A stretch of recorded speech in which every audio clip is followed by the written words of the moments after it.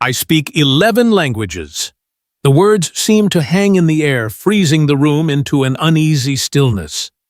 A faint stir swept across the gathered faces like a whisper carried on a restless wind. One of the board members reclined in his chair, trying and failing to hide a smirk. A pale-skinned boy seated beside his impeccably dressed mother let out a short, derisive laugh.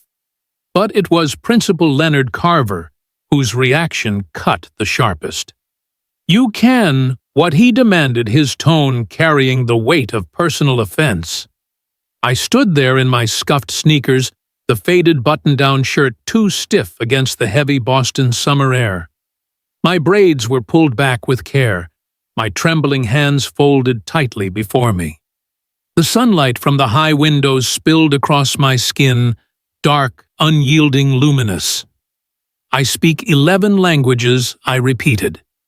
A pause followed long enough for disbelief to settle, before a low, mocking chuckle drifted from a corner of the room. 11. Carver echoed, stepping around his gleaming oak desk. He glanced at the folder in his hand, then back at me, his expression laced with scorn. "Are you trying to be funny?" "No, sir," I said, my voice steady, despite the knot in my stomach. The air in Evergreen Academy's admissions room was thick with the scent of old money and polished wood. The 6 board members sat behind a long mahogany table, their tailored suits and manicured hands a world apart from my hand-me-down clothes. Their eyes ranged from curious to openly skeptical, and I felt the weight of their judgment pressing down on me. I was here to claim a place at Evergreen, Boston's most prestigious private school, where the children of senators, tech moguls, and old money families were molded into the nation's elite. A place where someone like me, son of a night watchman, wasn't supposed to belong. And where exactly does a boy like you learn 11 languages? Carver's tone was sharp, the emphasis on you cutting like a blade. It carried every assumption I'd faced my whole life, too. Black, too poor, too out of place. My fingers twitched, but I kept them clasped. I could have lied, spun a story about a wealthy tutor or a globe-trotting uncle, but lies were fragile, and I'd learned early that truth was my sharpest weapon. "My father," I began, then paused, fighting the urge to invent a grander story.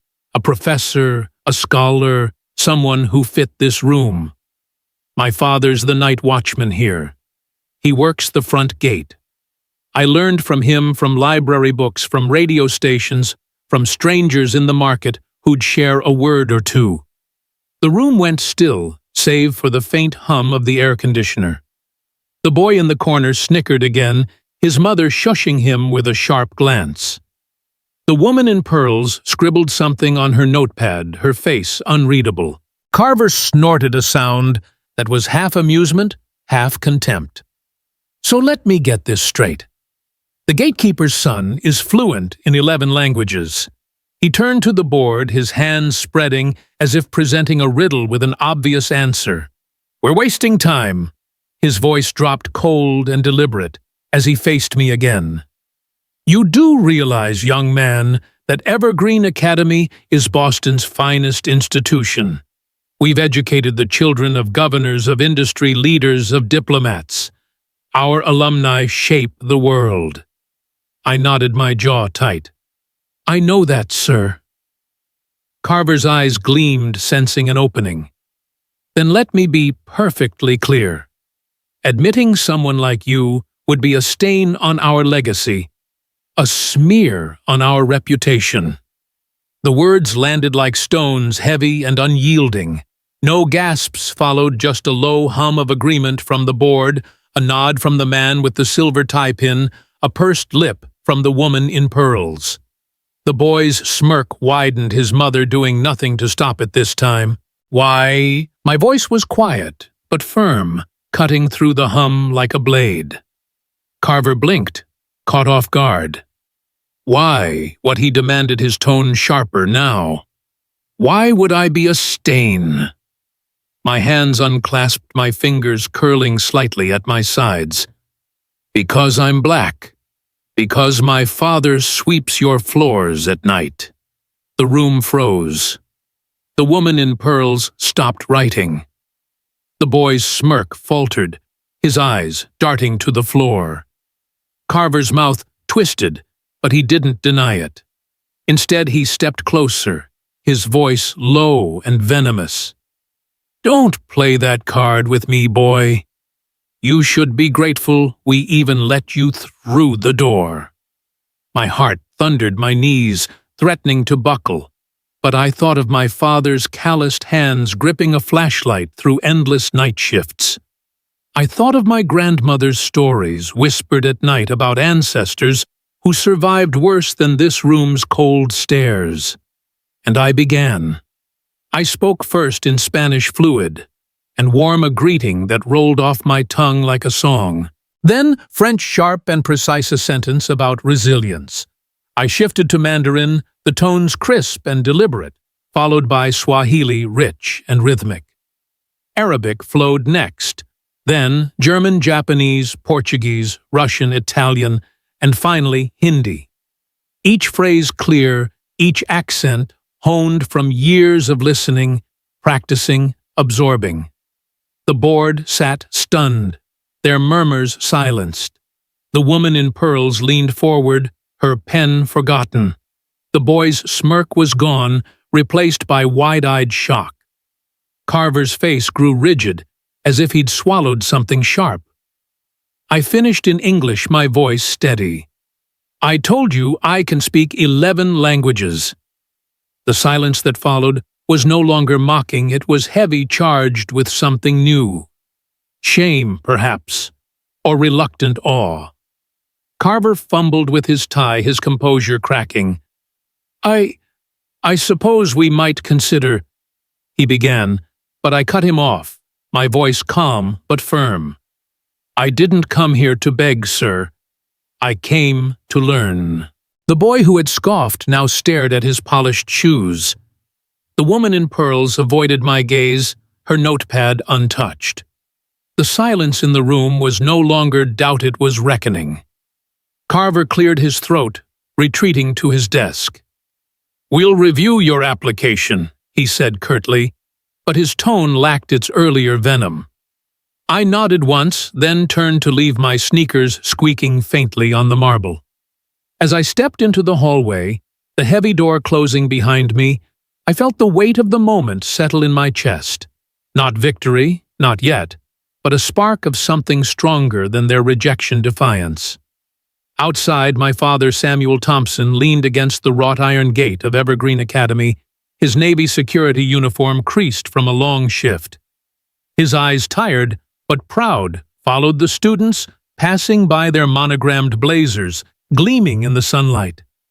When I emerged, he straightened his calloused hands, brushing the dust from his pants. "How'd it go, son?" he asked, his voice low and steady. I managed a faint smile, my braids catching the breeze. They said I couldn't, but I did. His eyes gleamed, a quiet pride breaking through his fatigue. And they listened. I nodded. They had to. We didn't hold hands as we walked toward our battered pickup truck, but we didn't need to. The silence between us was full, heavy with truth, and something more powerful than any boardroom dismissal dignity. Later that evening, the sun dipped low over Boston, casting long shadows across the cracked pavement outside our home, a modest duplex near the train tracks. The walls were thin, the floorboards creaked, and the faint smell of fried onions lingered from the neighbor's kitchen. I sat at the small kitchen table, my backpack still slung over one shoulder, my shirt now unbuttoned at the collar. My father stirred a pot of beans on the stove, his security badge still clipped to his chest, his boots leaving faint smudges of dust on the linoleum floor. "Eat something, Marcus," he said, not turning around. "You barely touched breakfast." I shrugged, my eyes fixed on the table's worn surface. "Wasn't hungry." He glanced over his shoulder, his brow furrowing. But now I hesitated. then nodded. A little. He set a steaming bowl in front of me, placing a jar of molasses beside it. Put some of that on. Helps when the day's been sour. I managed a weak smile but didn't move to eat. He sat across from me, his elbows resting on the table, his hands still dusted with the day's work. So he said, his voice gentle but probing, "They hurt you." I shook my head, but my eyes told a different story. They didn't want to listen, but I made them. His gaze softened, pride flickering in his eyes. "That's my boy." I stirred the beans absently, the spoon clinking against the bowl. "They laughed at me, Dad. Said letting me in would dirty their school." His face tightened, his jaw shifting slightly. Folks got strange ideas about what's clean and what's not. I looked down, my voice barely above a whisper. He called me a stain. A long pause followed, the only sound the hum of the refrigerator and the distant rumble of a passing train. My father reached into his pocket and pulled out a small, worn pocket knife, its blade dull with age. "See this?" he said, laying it gently on the table. This was my father's. Carried it every day working the docks. He told me, "You don't need to cut nobody with it. Just carry it to remember you come from men who built things not from stains." I traced a finger along the knife's handle, its wood smoothed by years of use. Sometimes I wish I had a different dad. You know, someone important. A professor, a lawyer. He leaned in his eyes, fierce but kind. "You got a special dad, Marcus. I may not teach in no university, but I raised a son whose mind's sharper than any ivory tower." I blinked quickly, my eyes stinging. "I know," I said softly, "but I want them to see it. Not just me, but every kid who walks by that gate and thinks this place ain't for them. I want them to know it can be." He sat back looking at me like I was something carved from starlight. "Then, they're gonna learn. Today." That night, as the city hummed outside, I spread my notebooks across the table. Pages of French verbs, Japanese kanji, Arabic script, and Swahili phrases spilled out each word, a piece of armor I'd forged over years. My father fell asleep in his chair, his boots still on one hand resting on an open newspaper. But I kept working. I practiced my pronunciations, my pen scratching notes in the margins, my voice low but steady. The languages wrapped around me, not just sounds but stories, each one a bridge to a world that had tried to shut me out. By midnight, the house was quiet, except for the soft creak of the floorboards and the occasional bark of a dog down the street. I paused, staring at the knife on the table. "I'm not a stain," I whispered more to myself than anyone else. The words felt like a vow. The next morning, a call came from Evergreen Academy. My father answered, his voice low, his responses brief. He hung up and turned to me as I ate toast with jam at the table. "You start Monday," he said. I paused, mid-bite, my eyes wide. They said yes. He nodded, a faint smile breaking through. Said they couldn't ignore what they heard. I grinned, but the smile faded quickly. "He won't make it easy for me, will he?" He shook his head. "No, he won't.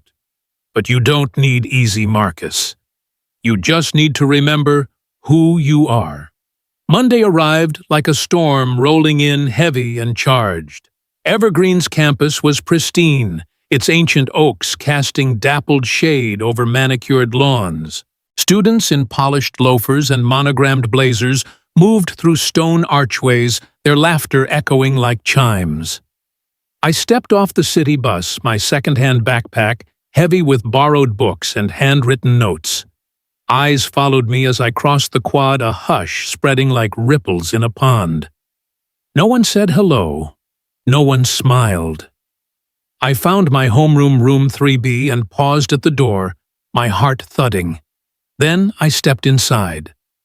24 students sat in neat rows, their desks gleaming under fluorescent lights. The teacher, Ms. Hargrove, looked up, her glasses slipping slightly as she blinked at me as if I were a ghost who'd wandered in. "You must be Marcus Thompson," she said, her voice hesitating a moment too long. She pointed to an empty desk in the back. "Take a seat." As I moved through the aisle, I heard the whispers, not loud but sharp enough to sting. "Is that the gate guy's kid, 11 languages?" "Yeah, right. Bet he's just making it up." The words stuck like burrs, annoying, impossible to ignore. Ms. Hargrove handed out copies of The Great Gatsby. I opened to the first page, but my mind wasn't in West Egg.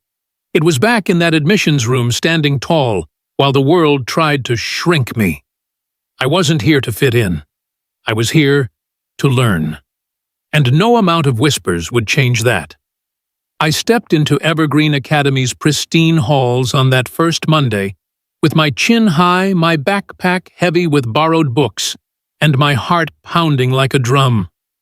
The whispers followed me like shadows, sharp and persistent, as I navigated the maze of polished lockers and marble floors. That's the gate guy's kid. 11 languages. Probably just parroting. The word stung, but I'd promised myself I wouldn't flinch. I wasn't here to be liked. I was here to learn, to prove I belonged, even if the world around me disagreed. Evergreen's campus was a fortress of privilege, its ancient oaks casting dappled shade over manicured lawns, its students gliding through stone archways in monogrammed blazers, their laughter ringing like wind chimes. I was an outsider in my thrift store shirt and scuffed sneakers, but I kept my eyes forward, clutching my notebook like a shield. In homeroom, Ms. Hargrove barely glanced at me. Her voice clipped as she called roll. "Marcus Thompson," she said, pausing just long enough to make the room notice. I raised my hand and the girl next to me shifted her chair an inch away. I didn't react. I couldn't afford to. The first week was a gauntlet. In algebra, 2 boys passed a note across my desk, the word charity case scrawled in bold ink. I tore it in half without reading the rest and kept solving equations. In history, Mr. Daniels skipped over my raised hand, even when it was the only one up, his eyes sliding past me like I was invisible. At lunch, I sat alone at the edge of the cafeteria, my peanut butter sandwich tasting like cardboard. The tables buzzed with chatter, but no one offered me a seat. No one asked my name. I ate quickly, my eyes fixed on the window where the late summer sun glinted off the quad. I told myself I didn't care, but the weight of their stares pressed harder each day. By Wednesday, the whispers had teeth. "He doesn't belong here." Why'd they let him in? I walked faster, my steps heavier, my books clutched tighter to my chest. I wasn't just the new kid anymore. I was the gatekeeper's son, the boy who dared to speak 11 languages in a room that wanted me silent. But then, a crack in the wall. On Thursday during lunch, a boy with messy brown hair and a lopsided grin sat across from me. "You really speak 11 languages?" he asked, unwrapping a turkey sandwich. I looked up, wary. "Yeah?" I said, waiting for the punchline. He shrugged. "Cool, I can barely pass Spanish."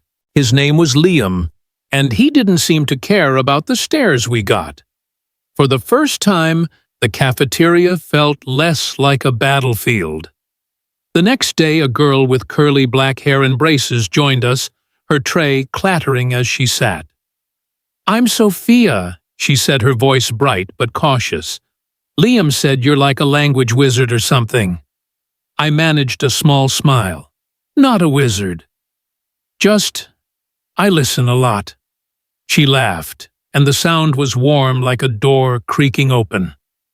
They didn't ask me to prove anything, and for that hour I didn't feel like I had to. The chance to prove myself came in language lab, a class I'd been dreading and craving all at once. Ms. Hargrove announced a presentation assignment: choose a country, research its culture, and deliver a short speech in its native language. My heart leapt. This was my moment. I raised my hand, but Ms. Hargrove's eyes slid past me. Partners will be assigned, she said curtly, calling out names. Liam and Ethan, Sophia and Olivia, Caleb and Jackson. I waited, my hand still up, but she paused at the end of the list. Marcus, you'll work alone. A few kids snickered. I nodded, my jaw tight. Can I choose any country, I asked? She sighed, adjusting her glasses. As long as your pronunciation is authentic. The edge in her voice was sharp, but I smiled anyway. I'll present in Arabic. The room went quiet, the snickers dying out. That night, I sat at our small kitchen table, the duplex humming with the sounds of the city train tracks, rumbling neighbors arguing through thin walls. My father was working a double shift, so the house was mine. I spread out my notebooks, index cards, scrawled with Arabic phrases, my pen scratching as I practiced. Ismi Marcus. Ana Sa'id li takalum ma'akum al-yawm. My name is Marcus. I'm happy to speak with you today.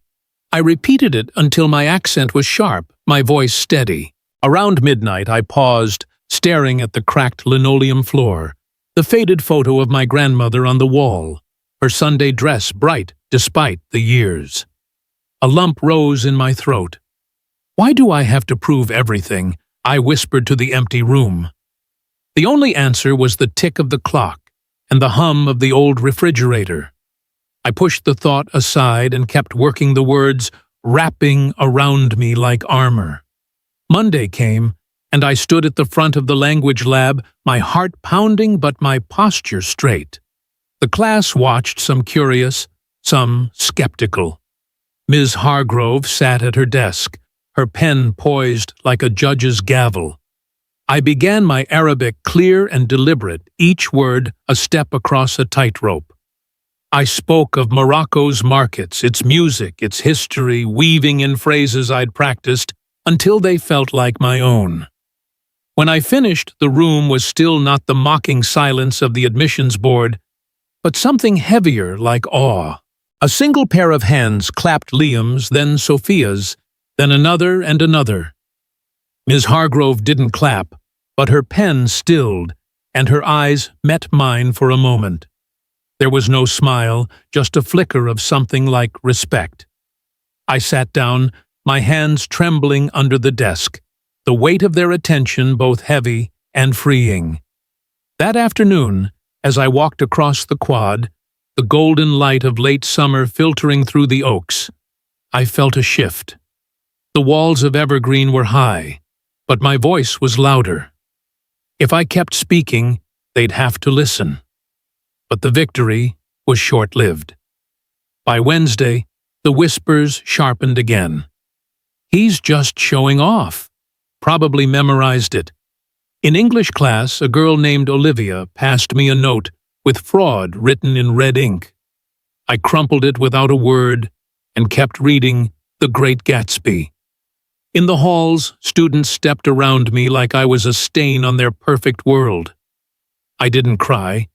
I'd promised myself I wouldn't, but each step felt heavier, each stare colder. On Friday, Ms. Hargrove called me to her desk after class.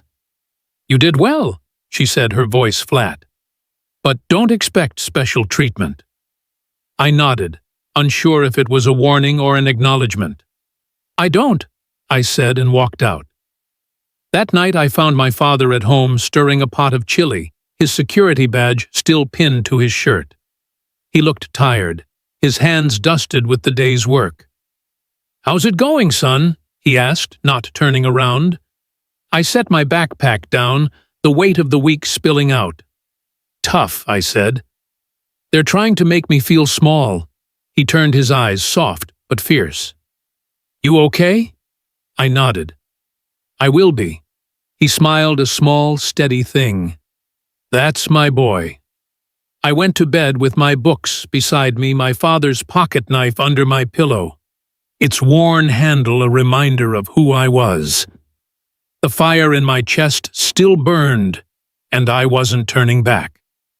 The next week, Ms. Hargrove announced the school's annual Founders' Day speech contest, a tradition older than the oaks outside. Students could submit a speech on honor in modern education, and the winner would present to the entire school staff and board in the grand auditorium. The room buzzed. Scholarships had been won in past years. News outlets sometimes covered it. And the winners were always the polished kids, the ones with legacy names and trust funds. I didn't raise my hand, didn't speak, but the idea took root, stubborn and unyielding. That night, I sat at the kitchen table staring at a blank page. My father walked in, his jacket still dusted with the day's work. "What's that?" he asked, pouring himself a glass of water. "Speech contest," I said. He raised an eyebrow. "You entering?" I hesitated. "I'm thinking about it." He chuckled. "That means yes." I didn't smile. They don't want someone like me on that stage. He sat across from me, his hands folded. "Maybe not, but that's exactly why you need to stand there." I began writing, the words coming slowly at first, then faster. I wrote about honor, not the kind etched in plaques or family crests, but the kind that lives in showing up when no one expects you to, in speaking truth, when silence is easier. I wrote about being underestimated, about belonging in a place that tells you you don't. I didn't sleep much that night. By morning, the speech was done. I handed it to Ms. Hargrove quietly. No fanfare, just a folded sheet of paper. She looked surprised, her glasses slipping as she took it. "I'll review it," she said. "Submissions close, Friday." I nodded and returned to my seat. By Thursday, word had spread that I'd entered. A few kids snickered in the hallway. One whispered, "What's next? The janitor's kid preaching to us." My stomach churned, but I ignored them. On Friday, Ms. Hargrove handed out the list of accepted entries.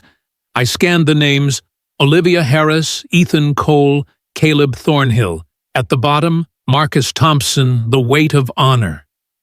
I stared at the words, my breath catching. "You're in?" Liam whispered behind me. I nodded, my heart racing. Ms. Hargrove cleared her throat. "The contest is next Wednesday, 10 a.m. in the auditorium. All students must attend. The board will judge." That night, my father found me pacing the living room. "You okay?" he asked, setting down his lunchbox. "I got in," I said. He grinned. "Of course you did." I shook my head. "I'll be speaking in front of everyone." He pulled out his phone, typing quickly. "What are you doing?" I asked. "Texting your grandma. She'll want to press your best shirt." I laughed, but it was nervous. I didn't feel like the gatekeeper's son anymore. I felt like someone who belonged. Next week, I'd walk onto that stage, not because they'd given me a place, but because I'd claimed it. I stood on the stage of Evergreen Academy's auditorium, the amber lights warm against my skin, the weight of 100 eyes pressing into me. My speech? The weight of honor had just ended, and the applause started slow. Then grew a wave that wasn't just polite, but real. Liam clapped loudest, his grin wide from the third row. Sophia stood her braces, catching the light as she joined in. Even Ms. Hargrove, usually so guarded, gave a brief nod, her hands twitching as if tempted to clap. I'd spoken of honor not as a trophy, but as the courage to stand, when the world wants you to shrink to carry your truth, even when it's heavy. I'd looked at Principal Carver in the front row, his arms crossed, his face unreadable, and said, "This school wasn't built for me, but I'm here because I refused to be erased." The silence that followed wasn't doubt, it was a reckoning. I stepped off the stage, my heart pounding not with fear, but with the fire of having been heard.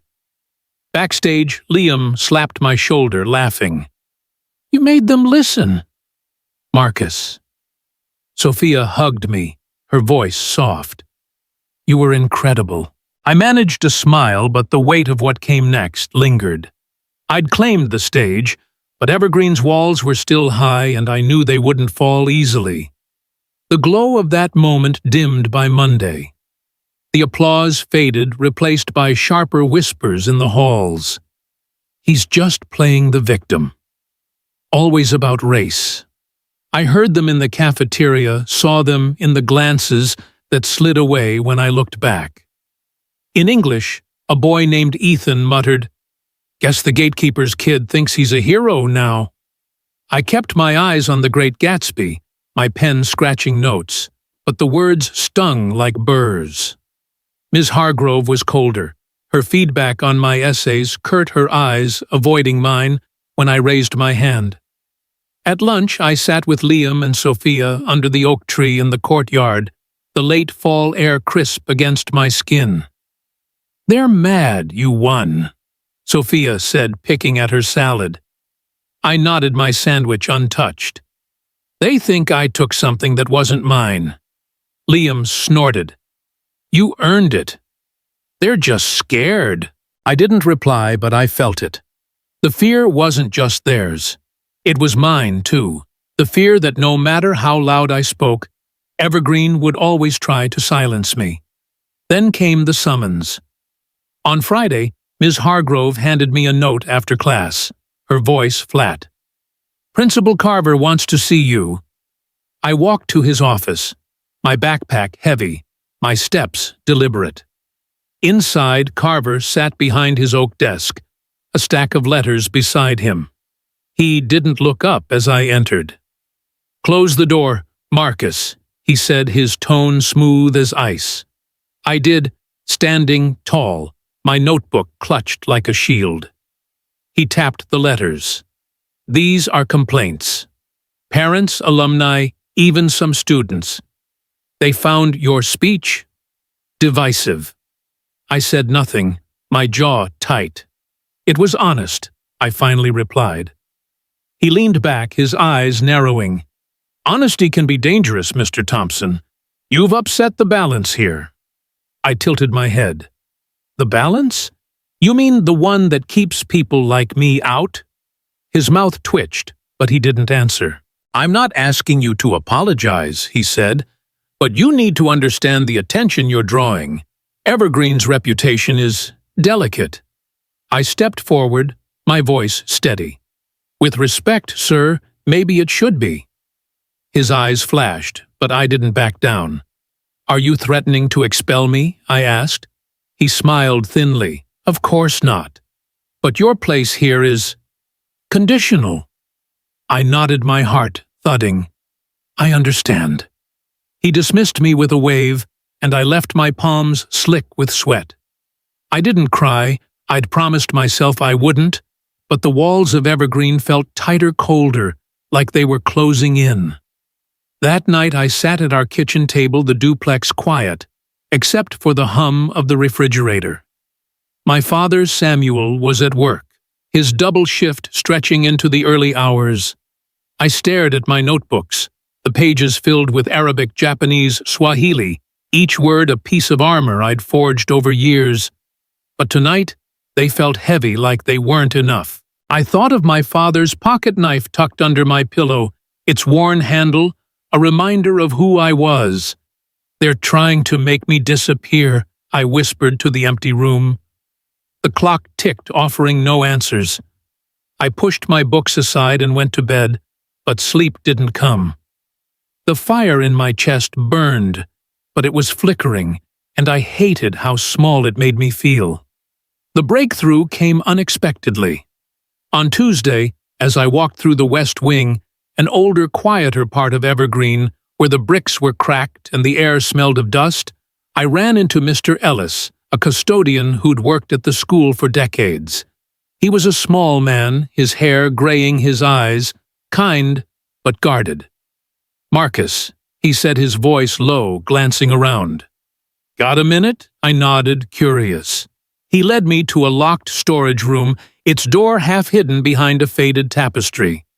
"This used to be part of the old staff quarters," he said, handing me an iron key. "Ain't on no map they give us." I hesitated, then turned the key, the lock clicking loudly. The door groaned open, revealing darkness. I flicked on my phone's flashlight, and the beam lit up a small room lined with wooden shelves, dust-covered ledgers, and boxes stacked high. At the far end stood a rusted filing cabinet. "What is this?" I whispered. Mr. Ellis pulled out a box, opening it to reveal notebooks, faded photos, and letters, all labeled with names I didn't know. "Records," he said, "from the black staff who worked here during segregation. Cooks, cleaners, groundskeepers. They never made it into the school's archives." My heart caught. "They kept their own records." He nodded, wrote down what they saw, what they were denied. "It's hard to read, but it's truth." I knelt, pulling out a leather-bound notebook. The first page read, June 1952. Clara Evans, kitchen staff. Paid $0.38 an hour. Barred from staff dining hall. Page after page, name after name, voice after voice. "They were buried," I said, my voice cracking. Mr. Ellis nodded. "That's what history does when no one's looking." I stood the notebook pressed to my chest. "This can't stay hidden." He smiled faintly. "Knew you'd say that." Over the next few days, I dove into the records with Liam and Sophia. We catalogued everything: letters from staff who weren't allowed to eat with others, photos of workers standing proud, despite their exclusion, a child's drawing of the school with the words, "I want to learn here," scrawled in crayon. One notebook stopped me cold.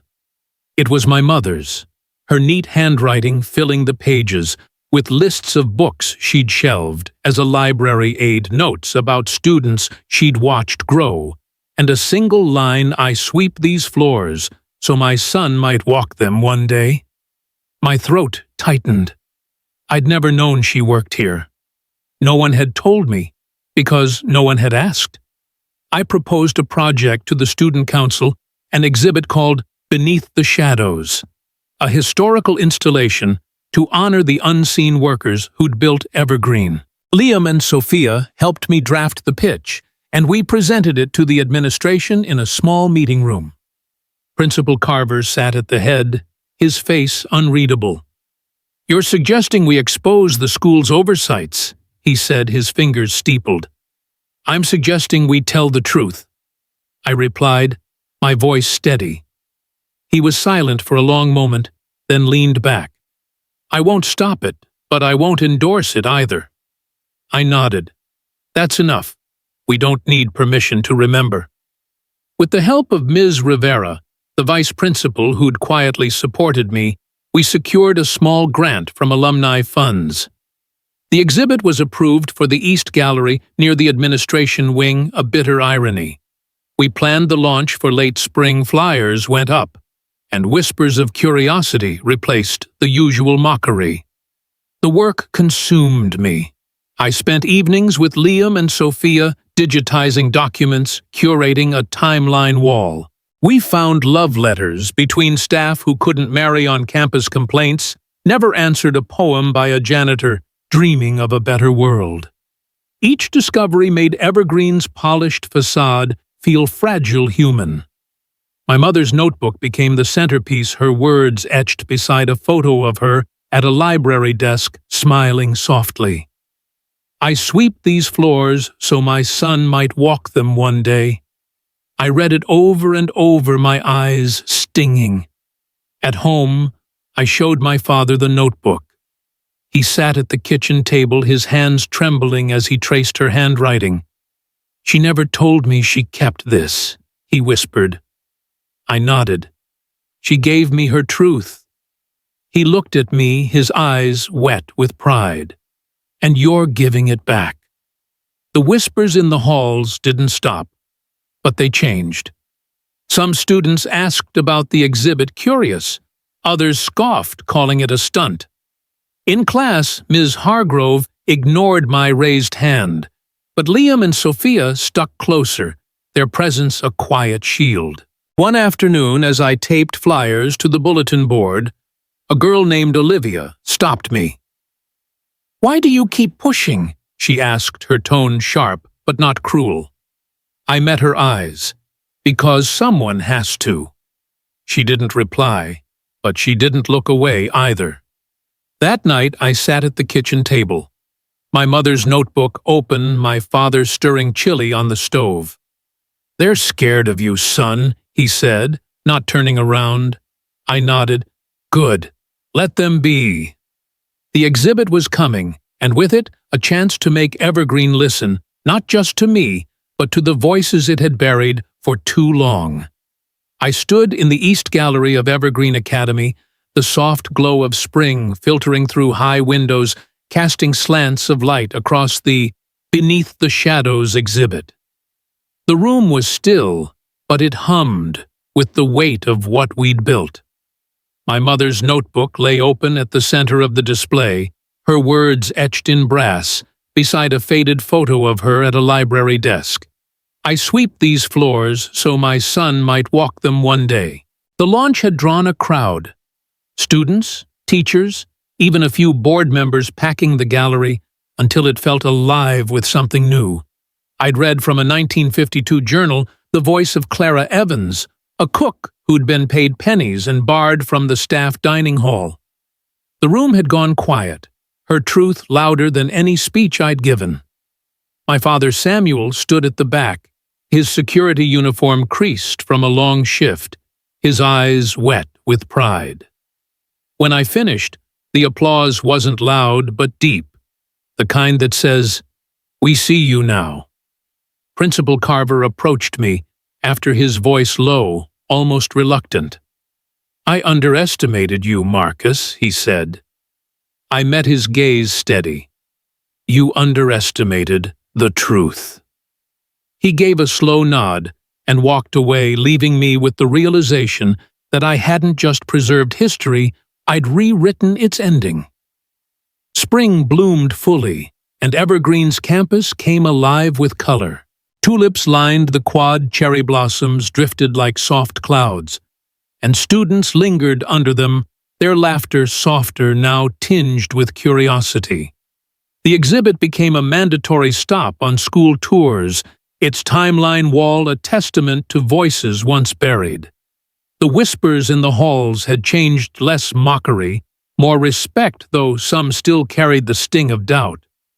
I walked those grounds with a quiet pride, my backpack lighter, my steps sure.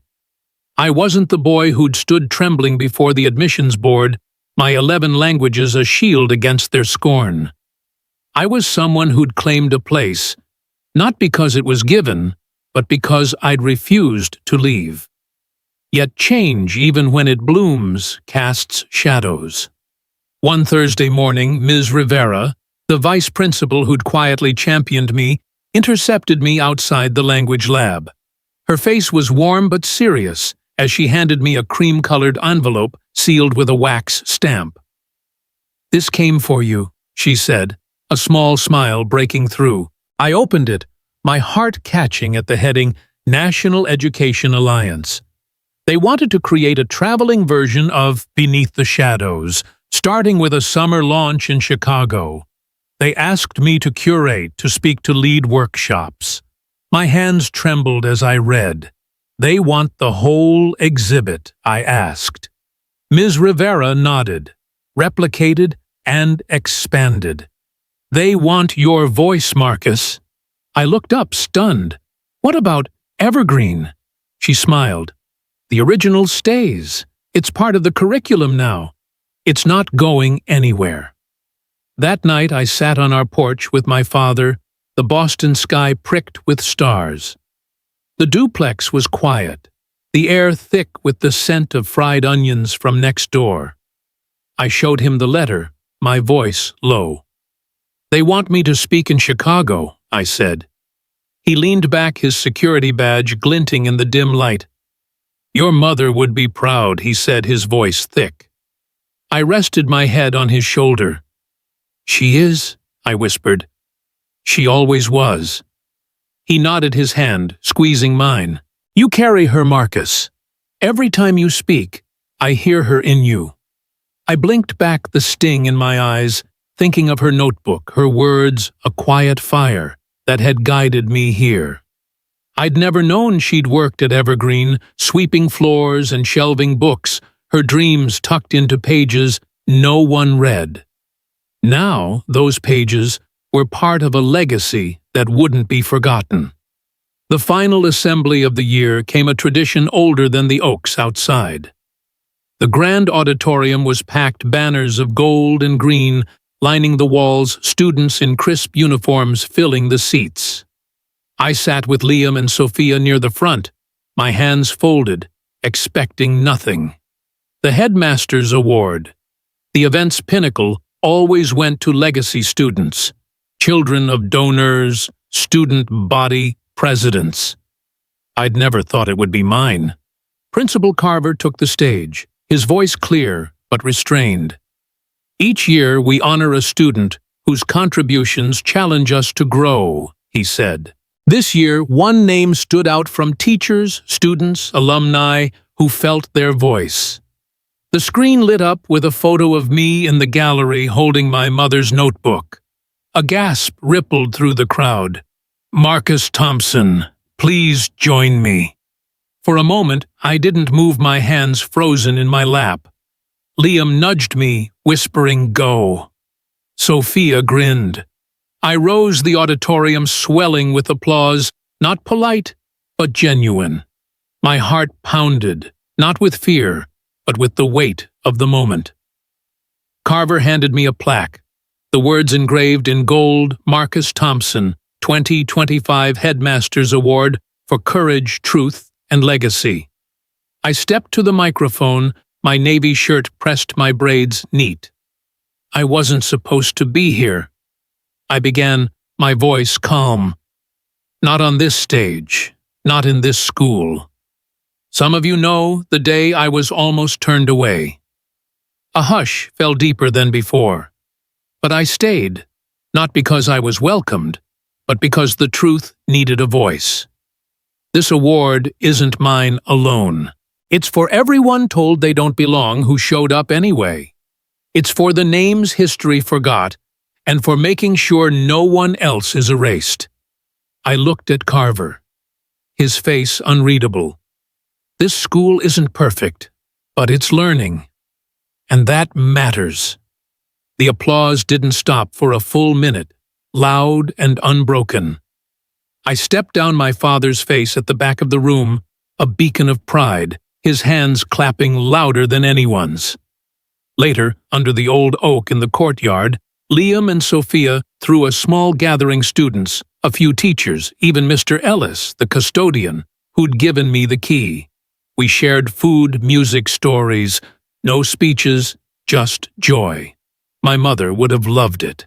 I pulled out her notebook, its pages worn but strong, and opened to the last blank page. With a pen I wrote, "You were right, Mama." I walked with my head high. And now others will too. The next morning I learned of a fellowship in my name funding a scholarship for working-class students with a passion for advocacy. "It's a seed," Ms. Rivera said as I packed my things from the small dorm room that had once felt like a cage. I nodded. "I'll make sure it grows."